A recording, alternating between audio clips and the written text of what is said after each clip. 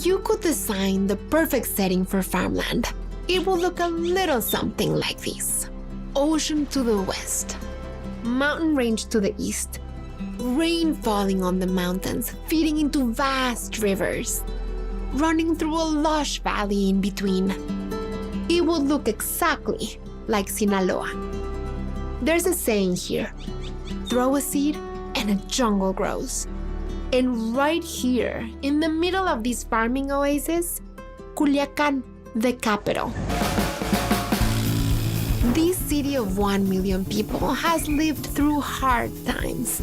The same lush farmland that supplies the entire country with almost 40% of its produce was also used to grow the crop at the root of one of Mexico's biggest problems, opium. Sinaloans have endured decades of hardship as a result. And yet, Hola, bienvenidos a Sinaloa. I find myself here with a man who can't seem to wipe the smile off his face. Miguel Taniyama is one of Sinaloa's most acclaimed chefs, and he's giving me a tour of his hometown. From markets to street food to home-style meals, I'm getting a taste of everything Culiacán has to offer. It's gorgeous. In my kitchen, recipes inspired by my day in Culiacán. Everything that goes into this taquito has to be delicious. Crispy taquitos dorados topped with crunchy greens and drowned in a spiced-up broth. They're getting better the more they soak. And enchiladas de suelo covered in a rich chile sauce and topped with chorizo, queso, and a sea of fresh garnishes. It's like a flavored tortilla. Yeah! Dame tu chocolate, dame café caliente, dame tu corazón.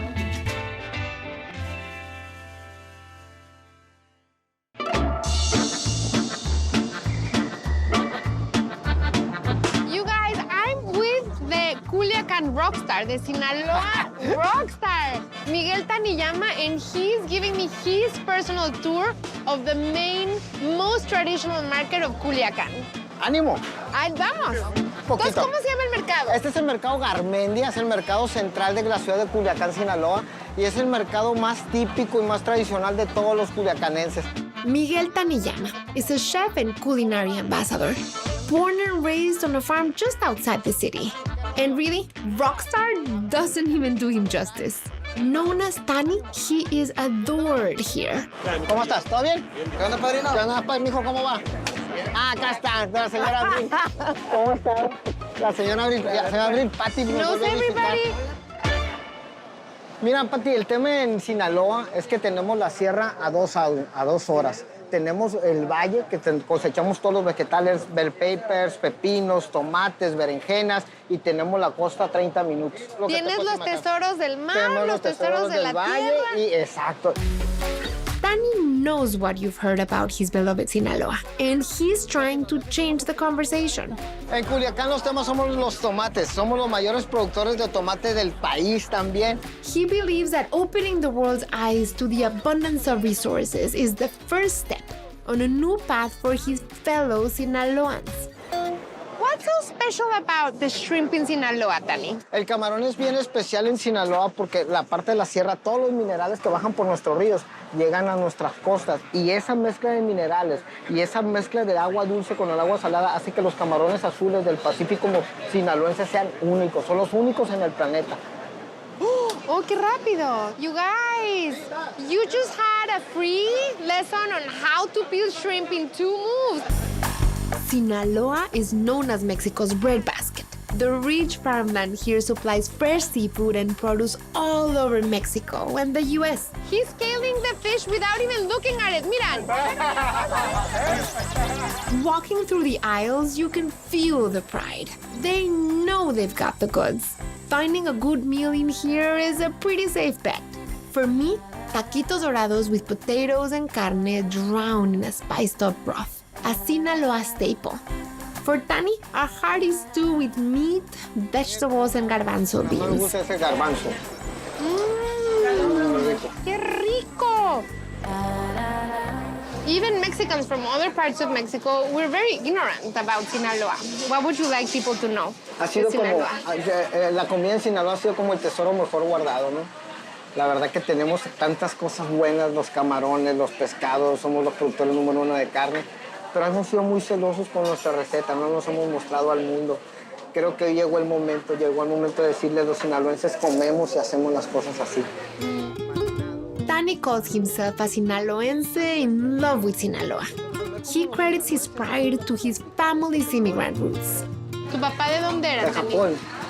Entonces cuando mi padre llega y mi abuelo llegan de Japón y son arropados por una tierra como Sinaloa, que fue bien generosa con ellos. Y el agradecer es de hombres, el agradecer es de hombres de bien. Y yo crecí en eso, crecí agradeciendo a Sinaloa todo lo que nos ha dado.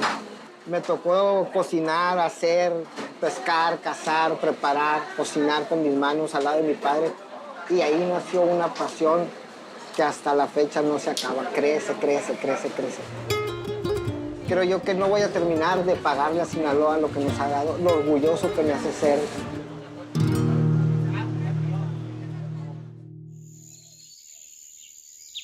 You know, as a Mexican, I've eaten taquitos dorados all my life. They're a thing.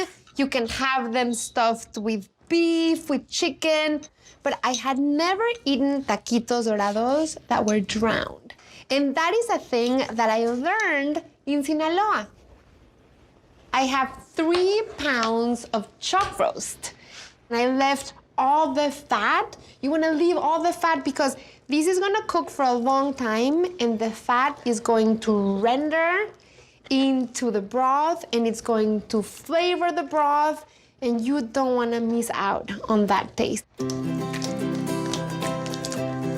I love using chuck roast because it is just a very resilient, sturdy, affordable, accessible, and versatile cut of meat. It has a lot of flavor and it has a really nice bite and you can use it in so many ways.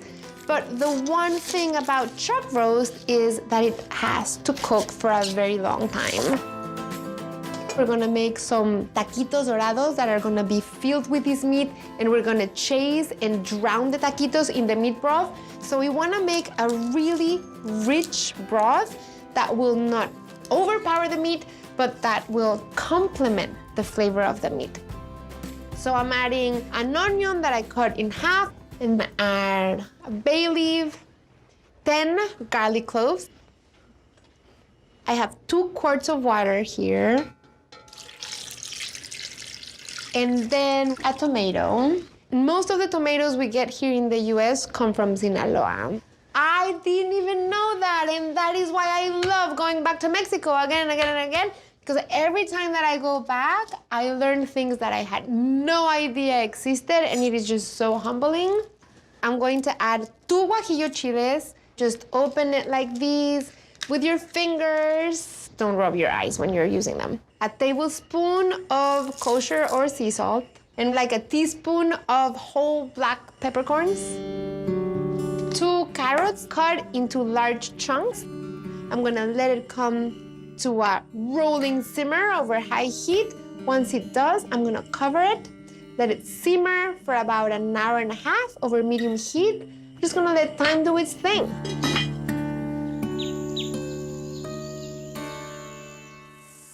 See, this looks so beautiful. And it smells like a broth that has healing powers. We're gonna add 3 Yukon Gold potatoes.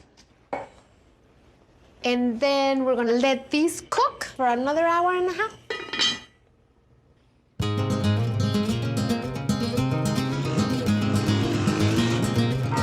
Culiacán, the city in the heart of Mexico's breadbasket. Chef and culinary ambassador Miguel Taniyama is giving me a tour and introducing me to new friends. Don Jaime es una referencia histórica de nuestra ciudad y de Sinaloa. Jaime's official title is President of the Gastronomy Conservatory for Sinaloa. Tenemos la sencillez, pero también el sazón.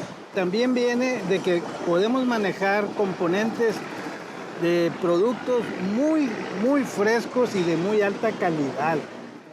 Jaime has a favorite street food stand nearby, and I'm happy to follow a president of gastronomy to a street food stand. Ay, me encanta tu cachucha. Ahorita se la vamos a regalar. Está muy cool. ¿Cuándo empezó la El carreta? negocio inició con mi abuelo, don José Cuevas, que en paz descanse, en el año 1960. Cuevas is a Culiacán institution. The fresh catch delivered daily from the coast is piled high in chunky mounds and dressed with a house special sauce. Locals love their seafood stand so much that they've carved out extra time in the day just for them. De modo que todos comemos a las 12, 1 de la tarde, un refrigerio en una carreta fresco. Ok. De los culichis hemos aportado a la culinaria un cuarto tiempo. Sí. That's so funny. Okay. Cuevas specializes in that extra daily meal. One of the local favorites is tribilín, cooked shrimp, octopus, raw shrimp, topped with onion, cucumber, and the spicy, salty, citrusy house sauce. It's gorgeous. Frío. It's so cold. Se lo saca de las habitaciones para andar en la calle y bueno, siempre cuando tenemos a la mano refrescas. una carreta Heladito de cóctel, Cevichito. heladito de cóctel, heladito de la Cervecita. cervecita. Y pues, ¡Salud! ¿qué tal? Salud. Salud. Y para la gente que no ha venido a Sinaloa, la gente que no ha venido a Culiacán y que lo único que escucha son temas negativos, ¿cómo romper ese círculo vicioso? Lo estamos rompiendo. Todo lo que tú estás escuchando de la buena comida, los buenos ingredientes, las buenas prácticas de agricultura, de ganadería, de acuacultura, lo hace gente buena. Pero nosotros tenemos una vida normal como tú. Todo visitante, sea nacional o extranjero, si usted le pregunta qué es lo que más le llamó la atención, dos cosas: la hospitalidad y la comida. Aquí se come muy bien, dice toda la gente. Abre puertas. Ya Sí, se dispersó abre por todas.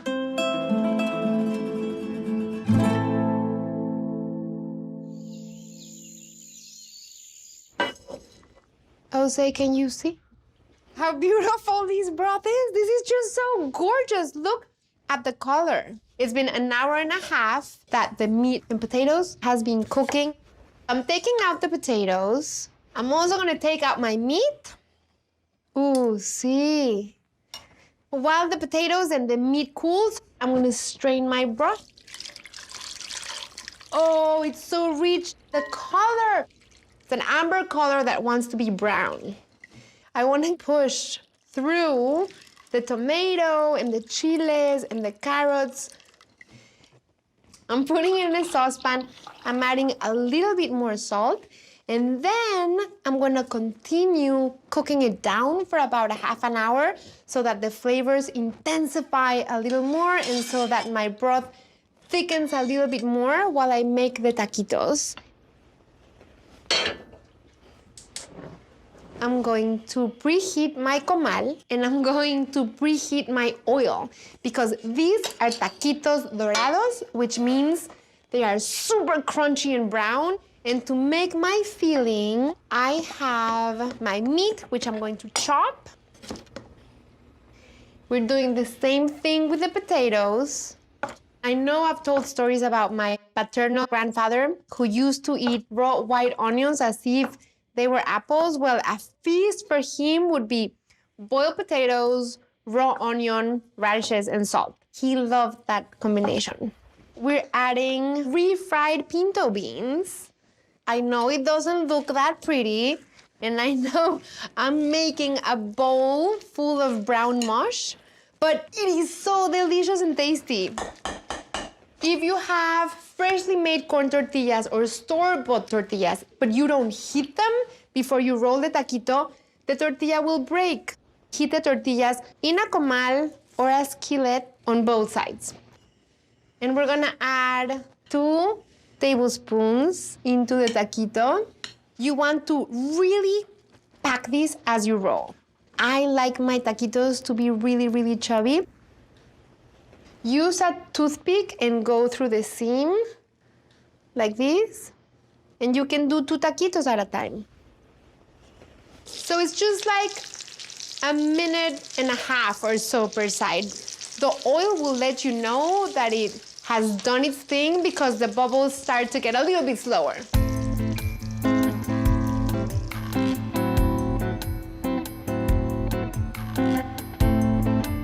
They smell so good.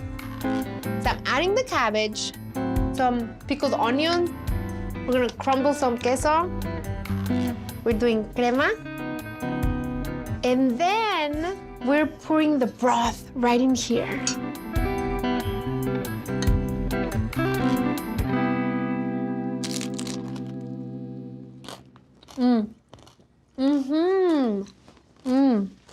That transformation between crunchy and getting soaked in the broth is delicious, and you want to catch it right in between. It's that experience of having the crunchy and the cream and the cheese and the pickled onion, and of course you want to add a little bit more of everything.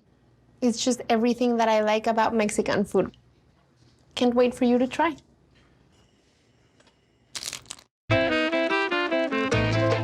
My good friend Miguel Taniyama is showing me the best of what Culiacán has to offer.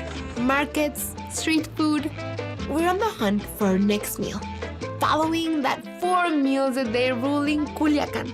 He says he knows the owners of a good place nearby. Este es de mi hermano Alfonso. ¡Ay, mucho Alfonso, gusto! Pati. Miguel's brother, Alfonso, owns La Cocoy, which he named after his daughter. Kaori, pero me dicen cocoy. Kaori Cocoy. Cenadurias like La Cocoy are a staple of daily life in Sinaloa.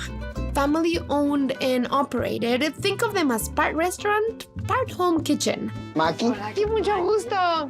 Pati. Pati. Food in a cenaduría makes you feel right at home.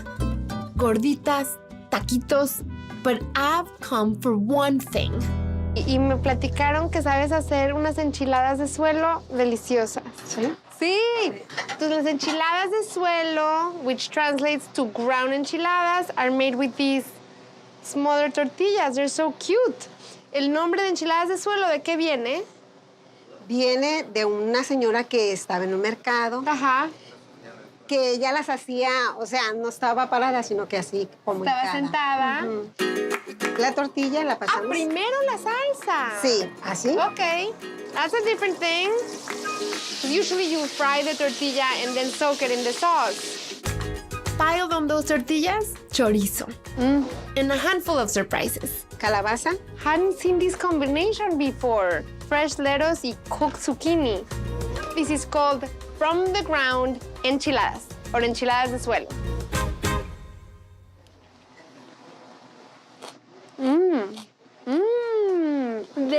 Deliciosa. A ver más, ahora con aguacate. And this is so smart, with a spoon. I'm just gonna eat with a spoon every day from now on. It's just easier to eat more food. ¿Ese qué es? Este es un asado. Las cenadurías, por lo general, están llevadas por familias y aquí estoy con su familia. Eso es, Pues qué agradecidos. placer, gracias, ¿eh? Vamos a probar enchilada de suelo. Sí. This is my style of eating. Super messy. Y ustedes, que son de aquí, de Culiacán, que han visto los cambios que han pasado, ¿a dónde ven que va Sinaloa? Le sigue a Sinaloa que la gente que está trabajando porque esto cambie, triunfe. Sinaloa no puede producir tanto, Pati, si no lo hace con hombres buenos y con mujeres buenas. Eso sigue para Sinaloa, el que nos mostremos lo que realmente somos y que no es un tema de aceptación, sino un tema de triunfo. Un tema donde nuestros hijos tienen una visión distinta de lo que es y se debe construir en Sinaloa. ¡Qué bonito! Pues muchas gracias por recibirme aquí. La verdad es que La verdad que agradecido, Pati, contigo que voltees a ver un estado como nosotros, que se dicen tantas cosas, pero no hay como venir a testiguar. Y que sepan que somos como en todos lados, con familias, que nos preocupamos, que tenemos nuestros hijos, que queremos que sean más que nosotros. muchas gracias por invitarme y a todo mi equipo, la verdad.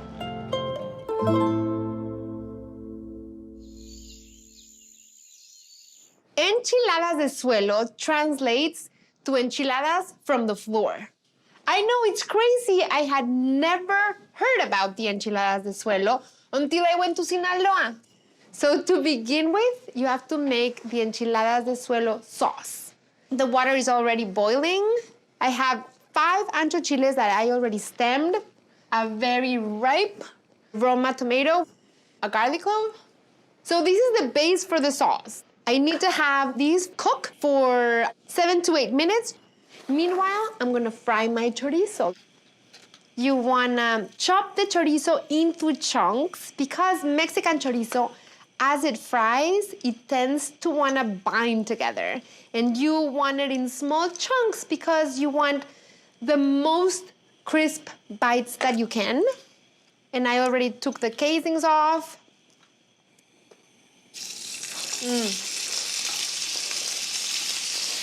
And as I let my chorizo fry, I'm going to make my sauce. So we have my blender here. I'm gonna add a tablespoon of white distilled vinegar, a tablespoon of chopped white onion, a teaspoon of dried oregano, a teaspoon of salt, and I'm adding a little pepper.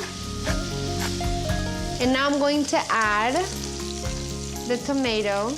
The skin is coming apart, so you know it's very cooked and very mushy. Then I'm adding the 5 ancho chiles, the garlic clove, and I'm adding a cup from the cooking water, which has a lot of the flavor and the color from the ancho chiles.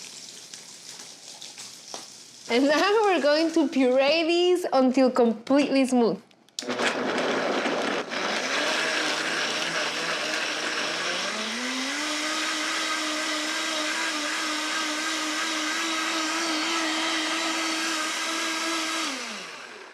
Oh, and it smells so nice. It smells so good. And I'm gonna pour the sauce right in the pan where I cook the chorizo because I have that rendered chorizo fat and flavor, and we can't let that go to waste.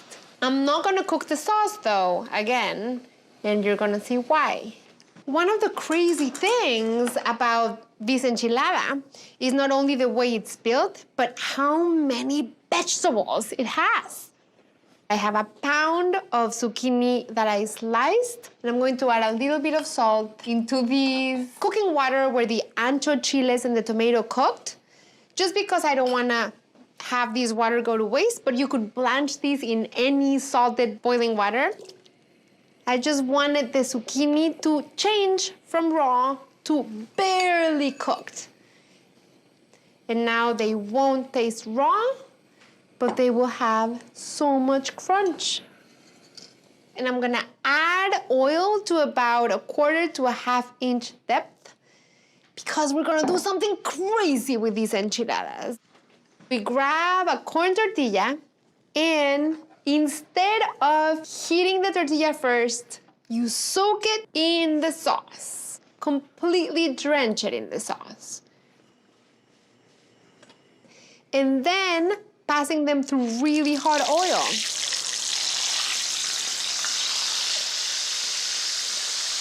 Which makes a huge mess, and you have to be very careful. By doing it this way, you are making the sauce cook while sticking to the tortilla. We're adding lettuce, blanched zucchini, cucumbers, tomato, and avocado. You could do the chorizo right under the vegetables, but I think my boys are around and they love chorizo, so I'm putting it on top so they get excited. The queso fresco. Estos no les han probado, ¿verdad? I don't think so. No, this is the first time I make this for you. What is it? Okay, try. You have to guess what's in it.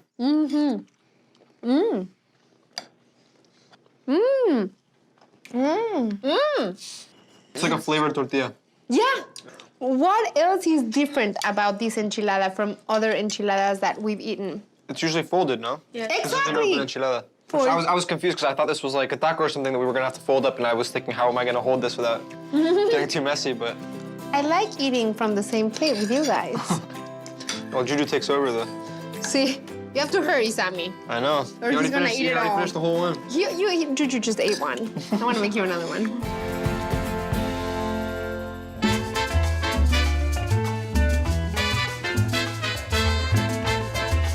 For recipes and information from this episode and more, visit patijinch.com and connect. Find me on Facebook, Twitter, Instagram, and Pinterest at Pati Jinch.